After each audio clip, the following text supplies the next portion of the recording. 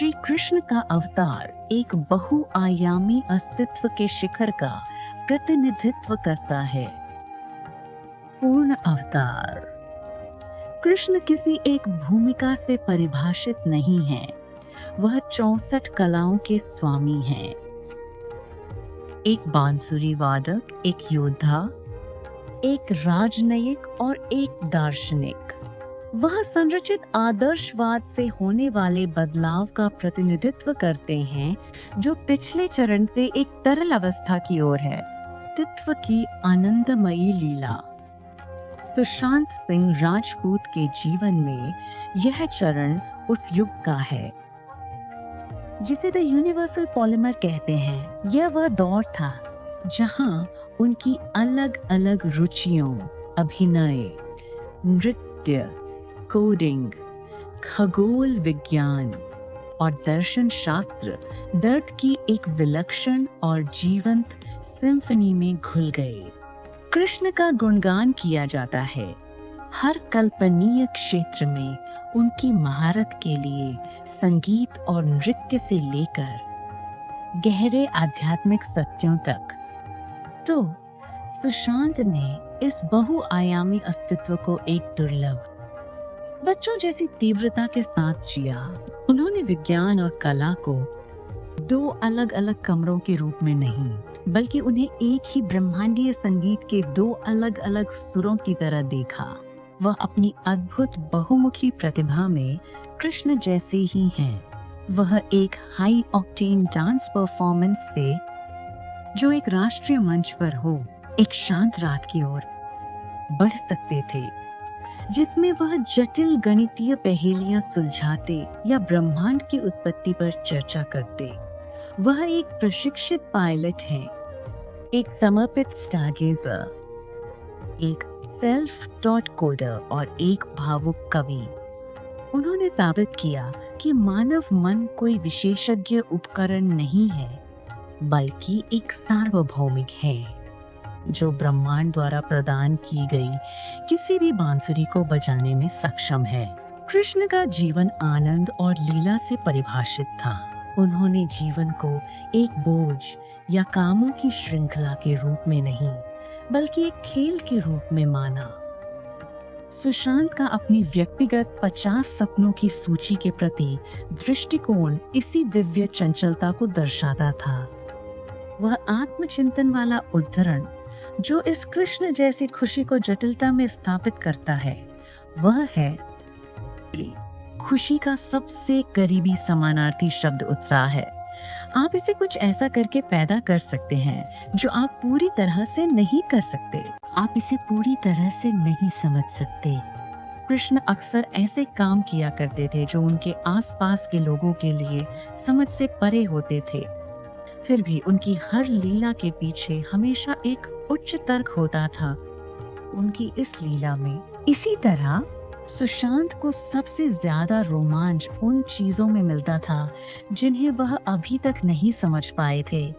वह quantum physics के रहस्यों का पीछा करते थे, एक उभरती हुई तकनीक, अकादमिक बोझ के रूप में नहीं, बल्कि उसे शुद्ध, आनंदमय खुशी के स्रोत के रूप में देखते थे। कृष्ण की तरह जो प्रकाश लेकर आए और वृंदावन के जंगलों में संगीत।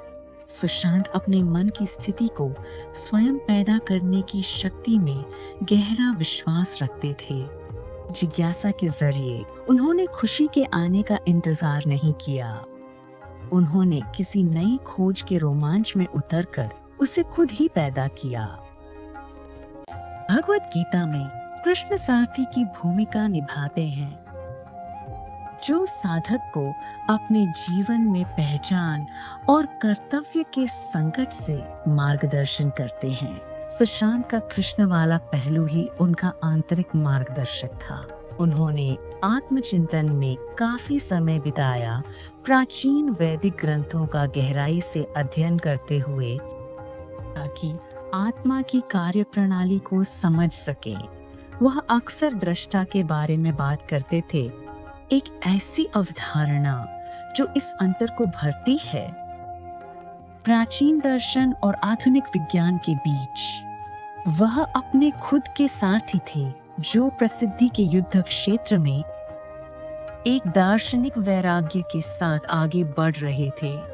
वह समझते थे कि जहां उन्हें लड़ना था, यानी प्रदर्शन करना, प्रतिस्पर्धा करना और हासिल करना, उनकी सच्ची पहचान हमेशा सारथी के साथ ही बनी रही। वो मौन, बुद्धिमान और चंचल चेतना जो हमारे भीतर ही निवास करती है। कृष्ण की बांसुरी में हर किसी को अपनी ओर खींचने की एक अद्भुत शक्ति थी, जो हैसियत या पृष्ठभूमि की सभी बाधाओं को पार कर जाती थी। सुशांत की बांसुरी संवाद करने का उनका अपना एक अनूठा तरीका थी। ध्यान करते हुए, चाहे अपने सोशल मीडिया के विचारों से, उनकी मिरर राइटिंग हो या फिर उनकी सार्वजनिक बातचीत, उनके पास दुनिया भर के जिज्ञासु मन को अपनी ओर आकर्षित करने का एक तरीका था। उन्होंने सिर्फ जानकारी ही साझा नहीं की, उन्होंने प्रेरणा साझा की। वह एक ऐसी धुन बजाना चाहते थे जो लोगों को सितारों की सुंदरता के प्रति जगा दे और उनके अपने दिमाग की क्षमता के प्रति। वह कृष्ण की तरह ही एक सार्वभौमिक मित्र थे, जो हर किसी को यह महसूस कराते थे कि उनके साथ एक व्यक्तिगत बौद्धिक संबंध है, इसलिए हृदयम सर्वभूतानां। कृष्ण का दौर यह साबित करता है, जीवन कोई समस्या नहीं जिसे सुलझाया जाए, बल्कि एक हकीकत है जिसे अनुभव किया जाए। इस दौर के अंत तक सुशांत नियमों और उस सटीकता से कहीं आगे बढ़ चुके थे जो उनके शुरुआती वर्षों में थी, और एक पूर्ण प्रवाह की स्थिति में पहुंच चुके थे। वह अब केवल नौकरी करने वाले अभिनेता नहीं थे, वह एक आत्मा थे जो ब्रह्मांड की अनंत संभावनाओं से खेल रही थी।